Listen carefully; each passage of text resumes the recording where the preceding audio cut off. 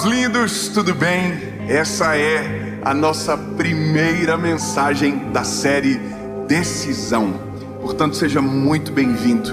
Eu tenho uma palavra de Deus para o seu coração e tenho certeza que essa série vai ser transformadora para a sua vida. Aliás, se você ainda não é inscrito no canal, se inscreva, ative o sininho e, claro, antes de terminar o vídeo, faça isso agora já.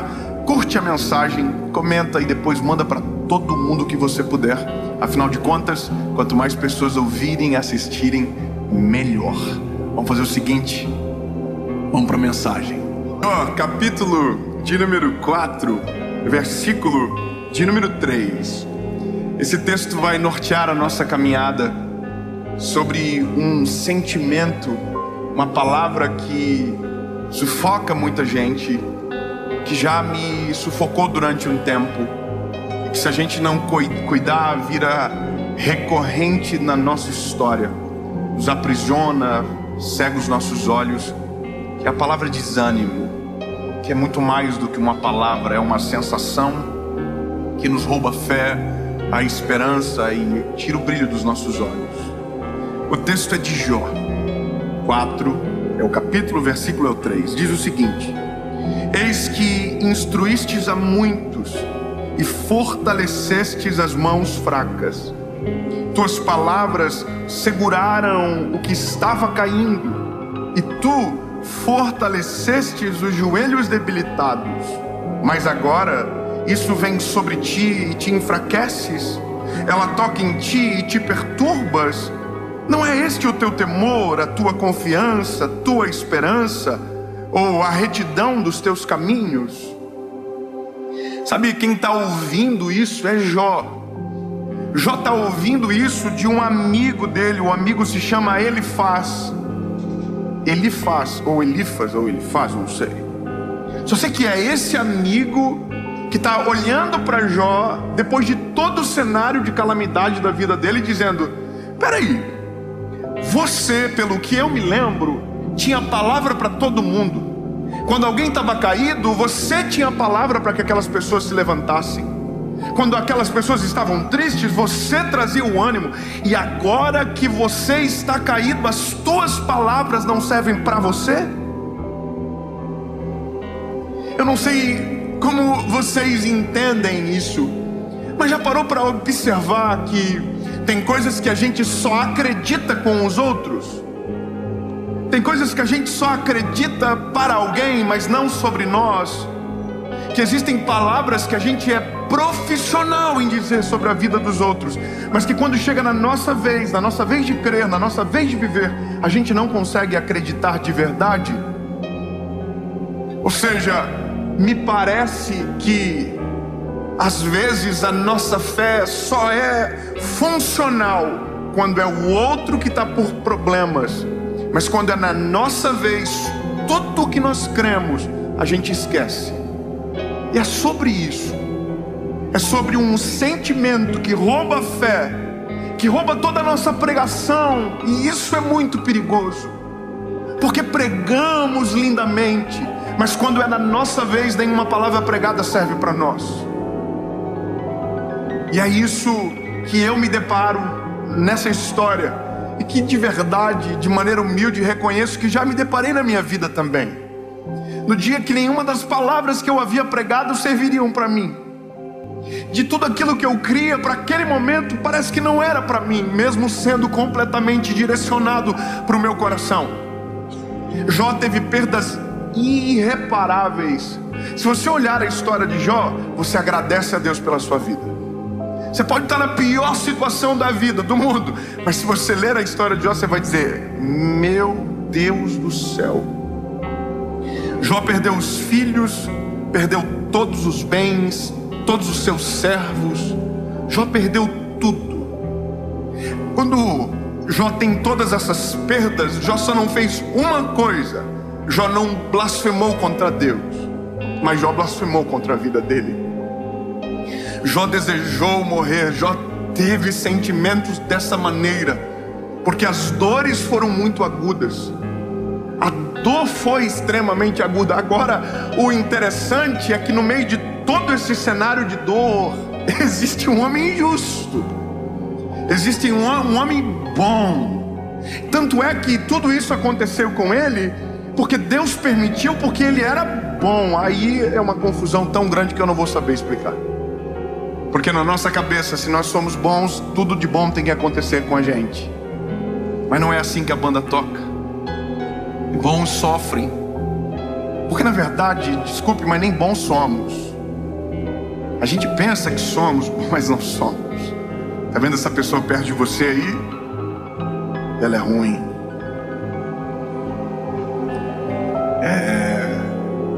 Parece boazinha, mas não é. A nossa natureza, ela é ruim. Sem Jesus, meu Deus do céu, Jesus é o que vem, aplaca essa nossa maldade que carregamos, equilibram as coisas. É só Jesus que pode fazer. Aliás, é só Jesus que tem interesse por nós. É só Jesus.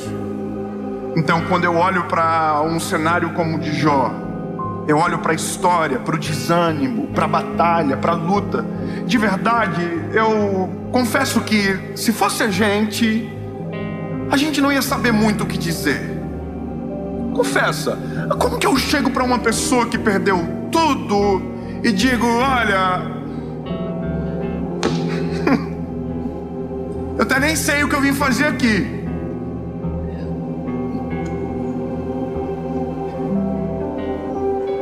Eu só não queria estar no teu lugar, irmão, mas não é verdade? A gente não é assim? Agora, por quê? Porque aqui a gente está falando de algo muito grave.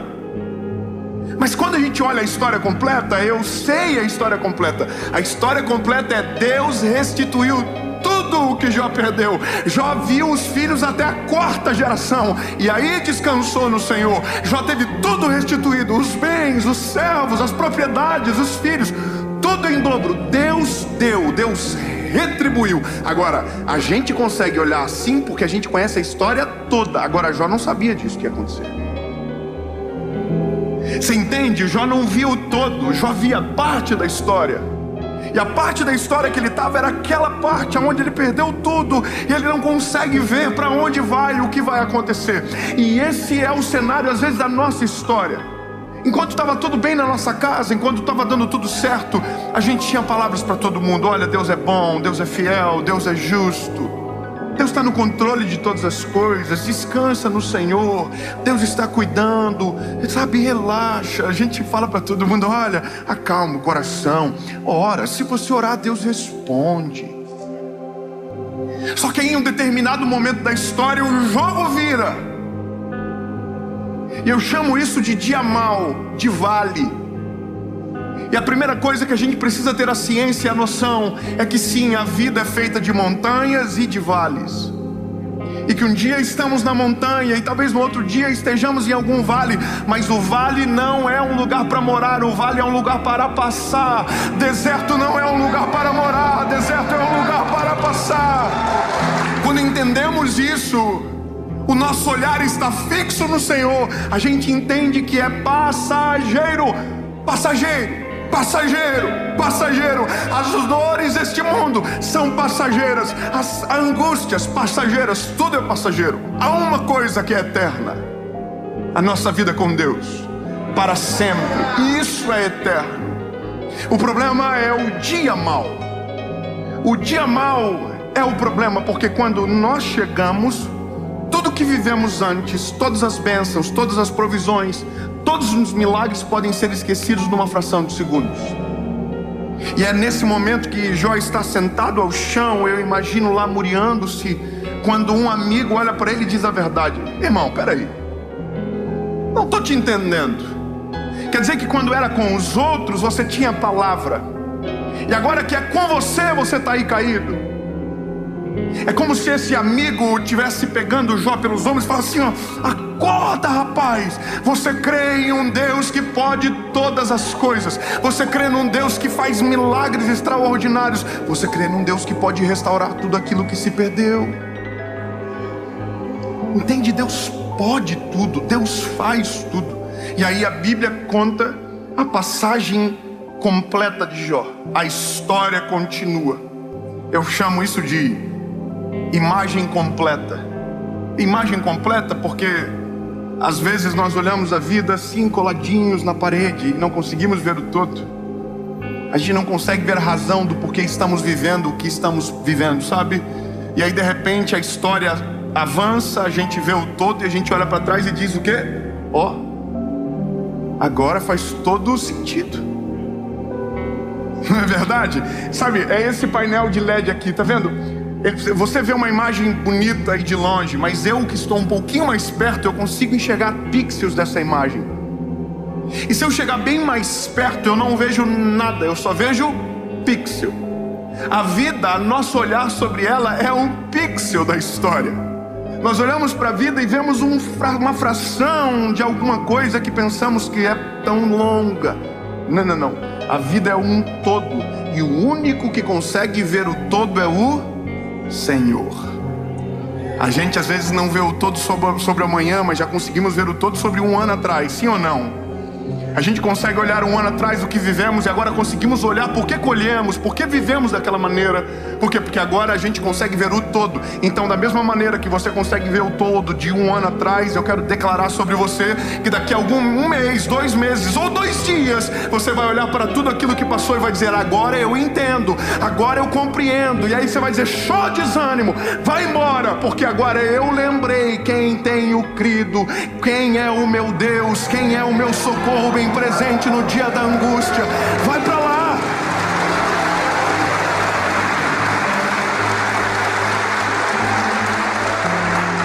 Porque o sentimento de Jó, de verdade, não é a ausência de Deus que causa.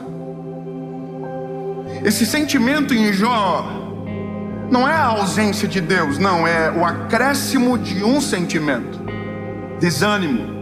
E o desânimo me faz imaginar que Deus está ausente. Entendeu? Deus nunca está ausente, mas o desânimo me faz crer que Ele está ausente. O medo me faz crer que Ele não está na história. Medo e desânimo se confundem em algum momento. Diferença é que o medo me faz correr muitas das vezes, e o desânimo sempre irá me paralisar em alguma parte da história.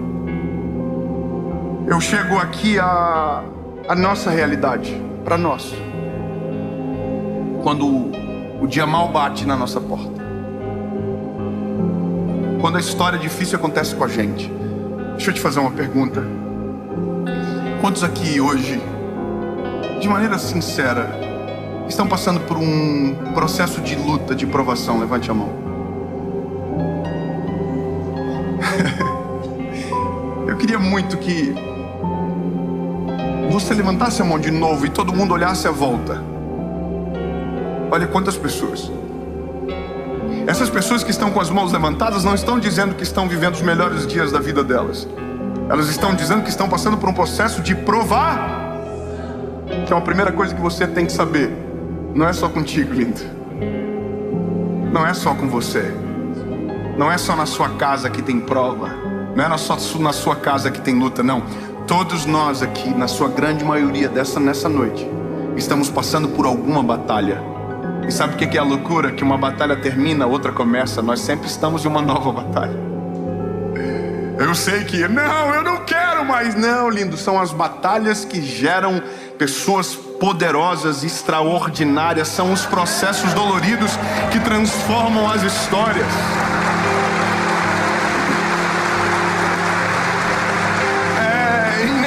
Do ser humano. Eu queria muito chegar aqui e dizer: olha, depois que você aceitar a Jesus, você não vai ter mais nenhum problema. Se você reconhecer Jesus como seu Salvador, a sua vida vai ser um mar de rosas e uau, ninguém vai ficar doente, ninguém vai cortar a sua frente no trânsito, vai ser tudo lindo, as pessoas vão passar por você e vão dizer um bom dia. Não, lindo, esse é um sonho, mas a realidade não é assim. Aceitar a Jesus, crer em Jesus, ter Cristo como nosso amigo, companheiro, não nos livra da batalha, mas nos livra na batalha. Não entendeu? Eu vou melhorar. Não nos livra da, nos livra na. Peraí, como assim? Por Porque se ele livra dar, eu nunca saberei do que estava perdendo para poder agradecer. A confusão é mais ou menos assim, eu não sei o que pode... Não. Agora, quando eu me livro na, eu saio da batalha muito mais forte para enfrentar qualquer outra tempestade, porque eu vou poder dizer assim, olha, eu tenho um Deus presente na batalha. Ouve a minha oração. Sabe, é a loucura da vida. É difícil tentar explicar, mas é assim que a gente tem que crer, porque essa é a realidade. Eu tenho 31 anos de idade. Parece menos? Oh, obrigado, Jesus. Vocês não sabem nem disfarçar. Mas escute isso aqui. Eu aceitei Jesus com 19 anos de idade. Eu tinha 19 anos quando eu me choquei com o Criador. E sabe qual é a loucura? Foi um dos piores dias da minha vida. Foi muito dramático. Eu já contei essa história muitas vezes. Foi o pior dia. Mas ao mesmo tempo que foi o pior dia, também foi o melhor dia. Porque foi quando eu me conectei com o Criador e a minha vida mudou dali para sempre. E aí eu aceitei Jesus e a minha vida mudou. A pergunta ou a constatação, é que naquele momento criou-se talvez uma expectativa que não haveria mais sofrimento na nossa casa. Aparentemente é isso que muitas de nós pensamos. Agora acabou e... Não acabou. Não acabou porque as batalhas, elas permanecem, elas continuam. Os problemas vêm. Só que agora a perspectiva de resolução de qualquer problema é totalmente diferente. A forma de ver as coisas mudou completamente. Agora a gente vai ter uma filha, a Serena, vai nascer agora. Mas eu sei o que é experimentar a perda de um filho. Sabe, tem coisas que nós vivemos que ficou dentro da nossa casa, mas eu sei o que é ter dor. E todos nós aqui sabemos. Agora, a única coisa que nós não podemos deixar acontecer é sermos paralisados pelo desânimo para roubar a nossa fé. Porque o desanimado, meu lindo, ele é extremamente perigoso. Sabe por que ele é perigoso? Porque ele pode dar um fim naquilo que era apenas o começo. O desanimado, ele pode perder a fé naquilo que Deus estava prestes a agir. Ele pode abandonar tudo, sendo que estava prestes a ser transformado. Porque de repente a gente diz, por que tudo isso acontece? Só comigo? Você já viu, não é só com você, é com muita gente. Então o desânimo precisa ser vencido. O desânimo precisa ser mandado embora. E eu ouvi uma expressão que marcou o meu coração. O desânimo é como uma areia movediça. Você já viu aqueles filmes que aparecem um cenário de areia movediça? A pessoa pisa e ela começa a afundar. Você já viu isso, sim ou não? E aí ela vai afundando, e ela sozinha não consegue sair daquele lugar. Você ouviu o que eu acabei de dizer? Sozinho, o desanimado não consegue sair daquele lugar. Eu estou querendo dizer alguma coisa aqui, não sei se você percebeu. O desanimado sempre vai precisar de alguém animado perto. A gente sempre vai precisar de alguém que permaneça com fé à nossa volta. A gente sempre vai precisar de um Elifaz que vai olhar pra gente e vai dizer: ei, quer dizer que quando era pros outros servia, e agora que é com você não serve mais. A gente sempre vai precisar de alguém cheio do Espírito Santo à nossa volta, que vai olhar pra nós, vai perceber o desânimo, vai perceber o semblante caído e vai dizer: o que está acontecendo? Qual é o teu problema? Levanta a cabeça. Eu vou orar com você. Eu não vou deixar você desistir. O desânimo vai ser vencido no nome de Jesus. Acorda, sacode a poeira, sai dessa situação. Sabe o que é isso? É a mão de alguém cheio de Deus arrancando você da areia movediça do desânimo. É dizendo: sai fora, sai fora. Você não vai afundar mais, não na minha frente. Levanta, sai. E eu aumento o termo. É por isso que a igreja é importante. Porque a igreja é um ambiente onde pessoas estão olhando para as pessoas. E se tiver alguém na areia movediça aqui dentro, não vai afundar. É por isso que precisamos de andar com pessoas cheias de Deus à nossa volta. Precisamos de homens, de mulheres de Deus caminhando com a gente. Então, meu lindo, eu não sei qual é a sua situação, eu não sei qual é o nível do teu desânimo, mas talvez é um nível que você não consegue mais crer que Deus pode fazer alguma coisa ao teu favor. Então eu ouso em dizer que chegou a hora de alguém sacudir você e te lembrar que todas as palavras que um dia você usou para alguém servem para você também. Deus é fiel para os outros, mas é fiel para a tua casa. Deus faz milagres para os outros, mas pode fazer um milagre na tua família. Todas as palavras que você declarou sobre a vida dos outros também servem sobre você. Todos os conselhos que você deu a alguém também é para sua casa, para sua família, para sua história. Então sacode a poeira, sai desse negócio de tentar. Não reclama, chega, deu. E vai viver aquilo que Deus tem para você. Vai viver a restauração que Deus tem. Vai viver o milagre que Deus tem. Jó tinha tudo para desistir, mas uma das coisas que Jó diz me impacta. Ele viu toda a dor, tudo, mas no meio da dor ele viu Deus agir. No meio da dor ele viu Deus colocar as mãos. E aí a história termina quando Jó declara: antes eu só te conhecia, te ouvi falar. Agora, porém, os meus olhos te veem. Sabe, tudo que era teoria agora é prática. Agora os meus olhos te veem.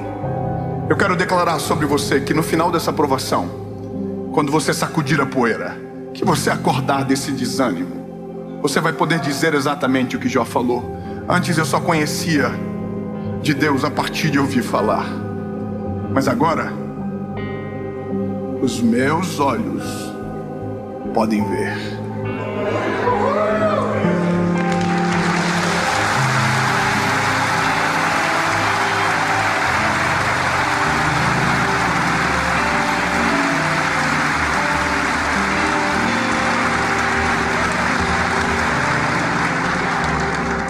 Eu queria poder ter tempo de contar para vocês todas as vezes que Deus me socorreu, todas as vezes que Deus enviou anjos para nos tirar do desânimo.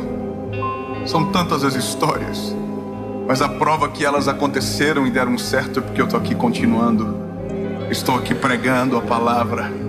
Só que eu não posso esquecer que tudo que eu estou falando para vocês tem que servir para mim também.